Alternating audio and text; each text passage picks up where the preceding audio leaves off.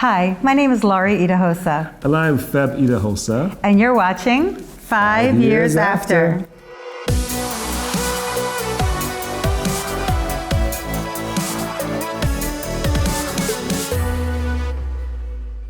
I think the first 5 years were both good, and we had our ups and downs because every marriage has the fun times and the You're making it sound like we had a horrible first 5 years. No, let me explain. See, my father used to always tell us, in church, he would say things like, if you ever tell anybody that tells you that they don't have any bad times in the marriage, or any pastor that tells you that doesn't fight with his wife, that person's lying. Because you had good, you had bad, but we had lots of fun. I think for our first 5 years, we told ourselves that we didn't want to have children right away because we want to enjoy ourselves and travel the world and do all That lasted like 5 minutes. Yeah, when we first got married, we said, okay, no babies. We went through that whole, let's just be husband and wife and love ourselves and get used to Nigeria for me and all of that. And then just like within a matter of months, I was already wanting a baby. So that didn't last very long at all. No, I think I mentioned the issue about ups and downs because people think that when you're a pastor or you're children of God, there's never any problems, anything. And you have to know that it's not true. We're human beings. We have the same issues everybody else has. Yeah. But we definitely had many more good times than anything else. I think for me, the first 5 years was more about adjustment because, I was moving to a different country. I was born and raised in the U.S., and here I am moving to Nigeria, and I was living in the family house originally, and that was an experience in and of itself. So just learning how to cohabitate with the whole family and how the whole dynamics of a Nigerian family are. It was a real learning experience for me. Well, the reason why we did that was because we're building our house. So yes. It wasn't because we're building our house. And so while we're building our house, we had to make sure that we had to live somewhere. And I actually liked it. I think it worked out really well. We lived in the family house while we were building our house, and within a year, we weren't there more than a year. We moved into our house, but that 1 year up, so many people are always like, how can you live in the family house? But it actually turned out to be really good for us because it gave me an opportunity to really know the ins and outs, to know how things are done, to know who's who in the family, what are the dynamics of the family. I think it really worked well, but I was ready to move into our house by the time the 1 year was up. Oh my gosh, our wedding day was absolutely beautiful. We got married on a Friday. Women always remember the wedding day. Men, just a blur. That's all. Okay, yes, well, go ahead. So yeah, we didn't get married on a Saturday like everybody else. We got married on a Friday night in Delaware first, in the USA. That's where I'm from. I wanted to get married in America first because for some reason in my mind, I wanted to make sure that we were good and married. I just didn't, I don't know. I'd never seen a Nigerian marriage certificate, but I knew how the American system worked. And so we got married in America first on a Friday night. We had a big, massive wedding, like 2,000 people in our wedding in the US. Big reception, gorgeous. Lots of people came in from all around the world. I got my dream dress, and of course my dream groom. Yeah, so the wedding was fantastic. Wedding day, I think we had 3 weddings. So we did. One U.S. wedding on Friday night. Then we came to Nigeria. We had a traditional wedding. Well, we went on a mini honeymoon. Right. We went on like a 3-day honeymoon in between. We rushed to the Bahamas for 3 days, and then in between our America wedding, and then we rushed. Went 3-day honeymoon and then got to Nigeria for our Nigeria wedding. Right, so that's just a few days apart from everything, right? So yes, U.S. wedding, traditional wedding, and then the Nigerian wedding too as well. So we had 3 weddings. So if we're going to get divorced, I'd get divorced in America. We are not getting divorced. So we have to do 3 of them. So. Yeah, so we did the American wedding, then we did this amazing traditional wedding, which was phenomenal. I wore these coral beads in my hair and this big coral thing, and I wore a double wrapper around my chest, and I did all the Benin traditions for Benin City. It was so cool to me. They did the bride price, which I think it was how much? 24 naira. 24 naira is all they And there paid was for no change. me. Can you imagine? No change. And you know the crazy thing is I was just at my dad's house recently and I went into the safe and I found my bride price. My dad kept it. He kept it in a little envelope that said Laurie's bride price. And so I checked it. It was really 23 naira. And anyway, so we did our Nigerian wedding. And then the next day we had this big, phenomenal, absolutely outrageous white wedding at the headquarters of Church of God Mission. And there were like 10,000 people at our wedding. And I didn't know one of them. Well, I did know one, and that was the important one. But yeah, there was 10,000 people at our wedding. And they did this thing called Friends of the Bride, and I had like 35 friends of the bride.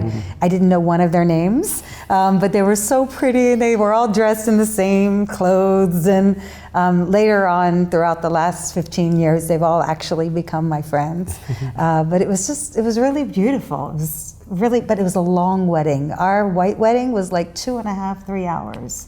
That's because let me not say who preached. Somebody preached at the wedding. My dad. My dad way over preached. And they also had every minister in Nigeria that was there had to say something too. So yes, by the time we finished, they preached us all the messages, every wedding sermon, everything you've ever heard about, we were told. And we don't remember any of it. I remember one of them. One of them was. I don't remember. Don't argue on Monday because Sunday because Sunday is church. Don't argue on Monday because Monday is Bible study. Don't argue on Tuesday because Tuesday is choir practice. Don't argue on Wednesday because Wednesday is midweek service. Don't argue on Thursday because Thursday is something. That was Reverend Mobu Day. Reverend, okay, wow. And so everybody gave wedding advice, but that was. Did we take it? Yes, we did. So we only argue now in between Monday and Tuesday, and then Wednesday and Thursday. No, I was just kidding. Our strategy for arguing is I win. I think that's the bottom line. Yes, if you want the marriage to last a long time, right? Just if you're a man, just agree. I win. Settle down, because it's like there's a joke that they say that it's like those end user license agreements on software. You can argue with everything. In the end, you must push I agree. So in the marriage, if you want to last, just push I agree. Just scroll down, push I agree. Because by the time you finish fighting, now I think the point of that is this: that you can argue, you can do different things, you can have different points of view, but in the end, you have to come back together. And one thing that helped us, that's still helping us, is we've told ourselves from the beginning that this marriage is not going anywhere. We're not going to get divorced. We're not going to get separated. Yeah. No matter what happens, there's nothing that will happen that I will not forgive her for, nothing that she won't forgive me for. We had a no condition clause when we got married with each other. We asked each other the question, said, okay, if I do this, will you divorce me? No. If you do this to me, will I? And we talked about the hardest things that somebody can do. If I steal your money, if I cheat on you, if I lie, if I, whatever, all the things are the reasons why people leave each other. We just made a decision from the beginning that regardless of whatever happens in the next 100 years of our marriage, divorce is out of the question. Right. And I think that helps us in our arguing, because we know that if we're angry with each other, it's not going to last. I can't be angry with him enough that I will leave. He can't be angry with me enough that he'll leave. We just made a commitment to each other that this is forever. So we kind of both have in our minds that when we're in the middle of something that frustrates us, that at the end of the day, is it really that important? Because what matters is us, right. Not really the issue. Well, of course, when you are inside the argument, it's very important, of course, the main thing, but then when you look back over it, sometimes you laugh, okay, well, that wasn't really that big of a deal. Yeah. So, in the end, that's what happens in marriage. You come. And he's easy to forgive because he's the softest spoken man. God just blessed me with a husband who, he doesn't shout. He's so calm. He has authority, he has power, he has all those things. It's not like he's a weak person, but he's just cool. And his cool temperament cools down my temperament because I tend to be the one who's a little more fiery. It's the red hair. No, I think, and a part of that as well too is her father gave me some advice one time. He said, "Look, arguments will always end when the other person refuses to respond. So, if you when you start to argue and we shout here, we shout here, we shout here." I teach this in one of my classes that, especially as Nigerians, when we shout, I raise my voice to here. So you can shout. Okay, I raise my voice to here. Oh, you think you can shout? Then we go here, and in the end, you're shouting and you're raising your voices so high that you don't know what you're arguing about in the first place. So what we end up doing is just, you have to understand, okay, if one person chooses not to respond anymore, look, I'm not going to argue anymore. I agree, or look, okay, I'm sorry. Just at some point, just say, look, we need to just let this thing go. He's Then it usually the stops, one so. that lets it go. He has more self-control, and I thank God that he has it, because it really helps. It helps a lot. One person has to be in control, So, and it's him. how are we similar, and how does that excite or scare you? Oh, we're the same. Okay, you mentioned spiritual, and I think I can go there for similar. Like, one of the things that I love is that sometimes when you're preaching, at the end of your message, just out of nowhere, you just be like, "Oh, my wife is going to come up," and you most of the time don't give me foreknowledge that you're going to call me up, but you do, and then, like, I can continue your thought right from where you left off. True. So I think we're similar in our ability to communicate to people in the pulpit. I enjoy that about us. I enjoy how we preach together, how we share the word together, how we have that kind of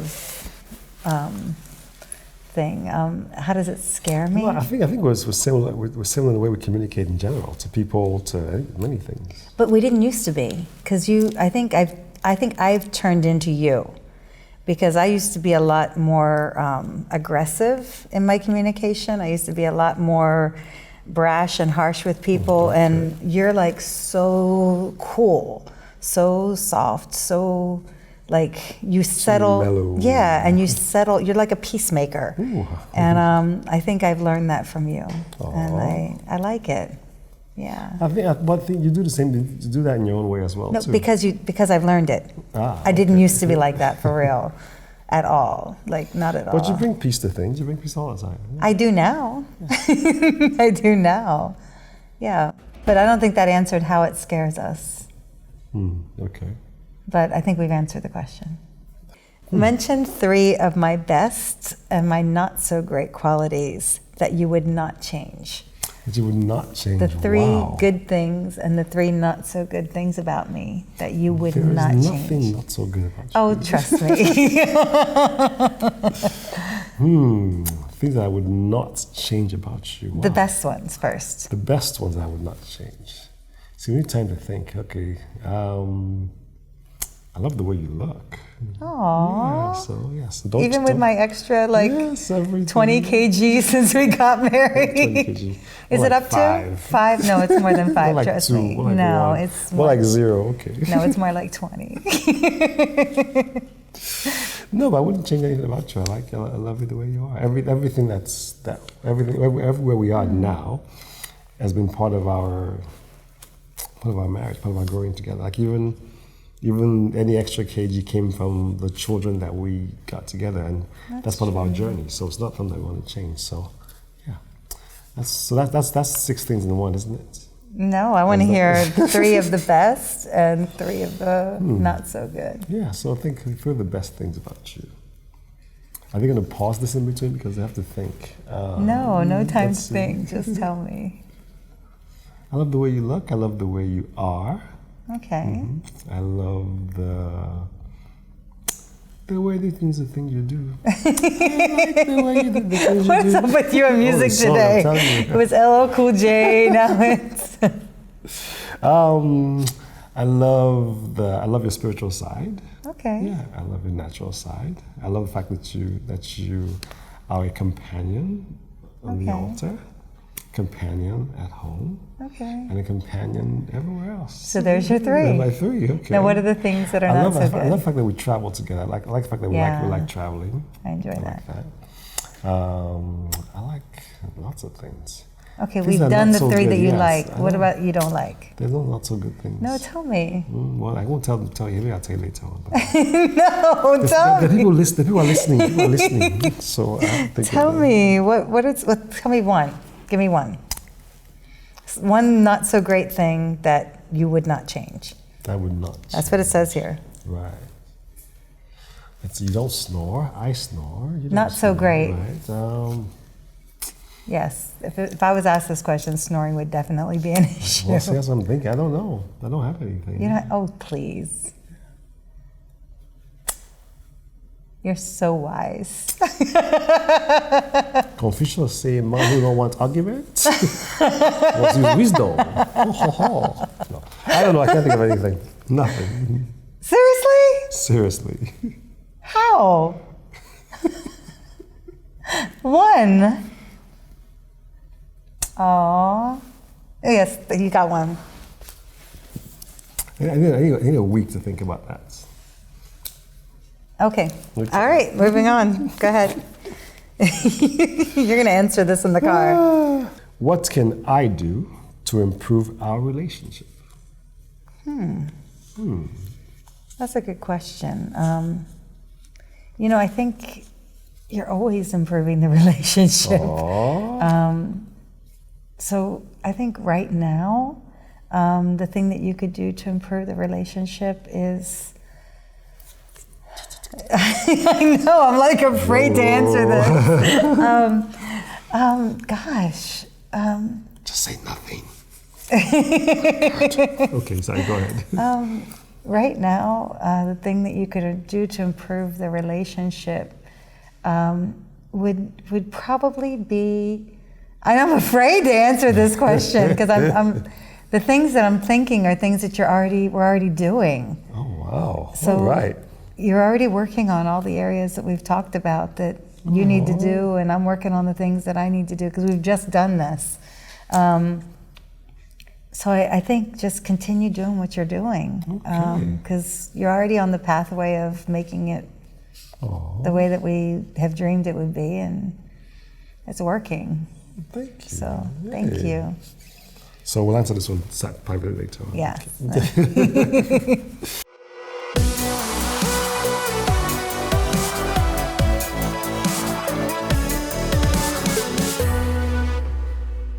What do you love about our relationship? I love that we can joke, we can smile, we can laugh. Yeah. Many people don't laugh, but we can laugh, we have fun. We understand the same things. We like many of the same things. Not the same things, but many of the same things.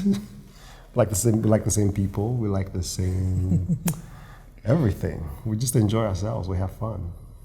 That's what I like. I like that too. Yeah. Thank you. What would you like us to do that we have never done before? Okay. That we've never done before. There's some vacation places. I knew, see, that's what I said. So we know ourselves, because I know that I knew it was going to be about traveling, about vacation, yeah. Like you've taken me to okay, we had our dream, we had our Italy trip. Did Venice, yes. But there's still some vacation places I'd like us to do that we haven't done. I think we want to explore the whole world. Right. And we've gone like halfway round, and we need to go the rest of the way. Yeah. So. Australia. Yeah, we haven't done Australia Polynesian together. Islands, Bora Bora. Yes. Exactly. Okay, yes. So we've got a lot of traveling to do. So these kids better grow up fast. They need to grow up fast. Yes. because I want to be on a cruise ship with you. I want to be in the middle of the ocean on a yacht with you somewhere. See, I knew that was and and we haven't made $1 billion yet. Yes, so that's going to be the next one. Something that we'd like to do. We haven't done before. Maybe a week or two from now. Yeah, we'll do it. So as soon as we make that $1 billion, I'm good. Yeah. All right. Sounds good. Honey, when do you feel the closest to me? I feel the closest to you many times when we're giving advice to the children. Because then it's like we're saying the same thing, we say it in similar ways. So I feel close to you then. I feel closer to you sometimes, like you said, when we're speaking or preaching. I feel closest to you. What else? Other times when we're dealing with issues together, because I feel like we're responding in the same way.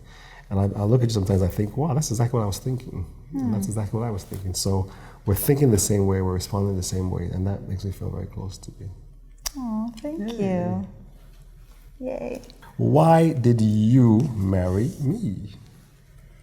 Gosh, I married you for a million reasons. But I think the main reason I married you is because I was madly in love with you. And Same here. no, but seriously, like I tried to be in love, like I tried out relationships and I tried out different things and nothing fit like you fit. You're always the person that I loved. Ever since we were kids, it was just, there's just this thing that we had that I could never find with anyone else. And I'll never find with anyone else. Oh, yay. Yeah. I like this. Why do you love me and how do you know? So how do I love thee? Let me count the ways. Oh, Lord. I love thee for the sunlight. Oh, please. The moonlight. I see the stars. Okay, this is not real at all. When I'm alone in my room, since I stare at the wall. Oh, wow. Some LL Cool J. LL Cool J. There you go. Okay, how do I love you? Why do I love you? Why do you love me? love me? I love you because there are things about you that really make my life complete. You make me happy. You make me see possibilities. You bring so much to the table, and you've given me the wonderfulest children. How do you know? How do I know? So some things you just know.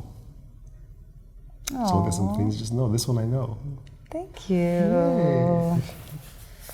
What is it about me that makes you feel like I understand you? You know, I know you understand me because you have this way of communicating where whenever I say something, you say it back to me to make sure that you actually understand. And so if I whatever I'm asking, whatever it is, you always repeat it back to me to make sure that that's exactly what I was saying. And so I always know that if you don't understand me, you want to understand me. And so you go out of your way to communicate and to use all of your communication skills to make sure that we have understanding between us. Yay. So what you're saying is, I'm just kidding. So But that's exactly what you The school do. fees made a big deal. Yeah, thank God I went to school. Hey, thank God for school. When did you know that you wanted to marry me? Okay, like I said, well, that's an easy one because we know this one, but they don't know that. So let me tell them, or let me tell you. Tell me. Tell you, okay. I knew that I wanted to marry you, I think the night we were sitting in the car after 9/11, after September 11th attacks in America. We were sitting in the car and we're just talking about different things. And I was sharing my heart, I was sharing what I wanted to do. I was sharing some things I was afraid of, some things that I wasn't too sure about, and also my future. I was just thinking, and I was sharing those thoughts. I remember thinking, I trust you. I remember thinking, I trust her. I trust her. And I feel like I can tell her things and there's no fear that it will be used against me. There's no fear that she will take it somehow and think something about it. So that's what made me think, this woman is it. Oh, do you still feel that way? Oh, of course I do. You still trust me? 100%. Yay, thank you. Aww. Okay.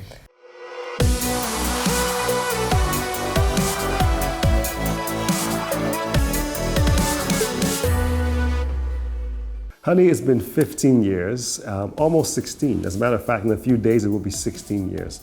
And there have been 16 wonderful years. I have had the best time of my life. This I would not trade for anything in the world. Yes, there have been ups, there have been downs, there are things that have made us, and there are things that made us smile and say, aw. And there's so much. The downs have had to do with our journey to having children, knowing that we could not have children in the beginning, but at the same time knowing that the faith of our hearts and the faith of our parents and the faith of what God has put into us for what our future will be like was going to take us through. That, I think, has brought us together. And having come through that journey together, we have come through some tough times. We have had so much that we are thankful for. I am thankful for you. I'm thankful because you are strong. I'm thankful because you make me stronger. I'm thankful to you for all that you have made me to be, for standing behind me, for standing beside me, for standing in front of me sometimes and helping to make sure that I do things the right way. You make me want to be better. You make me want to be better for our family. You make me want to be better because I know that you're standing with me all the way, and that's why I love you. And so I'm so glad that as we step into this next phase of our journey, the next 15 years, God is going to keep us together and keep us strong. I love you. I want my life to continue with you, my life to end with you, and for all that God has planned for us to continue. Thank you, honey. Honey, I'm crazy about you.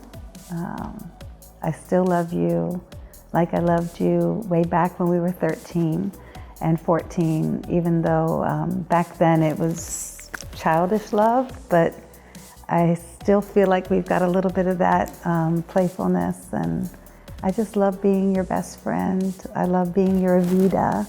I love everything about you. I love being a parent with you, having our kids and watching you as a dad and seeing how lovingly you take care of the boys and then how you take care of me. The way you take care of me blows my mind. I mean, sometimes I'm just completely blown away by the way you cater to like every little need I have. And that, I never expected that. I never expected to have that kind of, I don't know, like a companion that like really pays attention to my every need. And I appreciate that about you. And I love you. And I'm so glad that I'm going to spend the rest of my life with you. And I feel like even though we're 15 years in, I feel like we've just started. And I feel like the best days are ahead of us. And thank you for loving me despite my faults, despite my flaws. I've disappointed you more times than I can count. But every time I've disappointed you, you've always come back and forgiven me and accepted me. And it just blows my mind. So thank you for loving me the way you love me. And keep it up. And I promise to keep my part up too. I love you.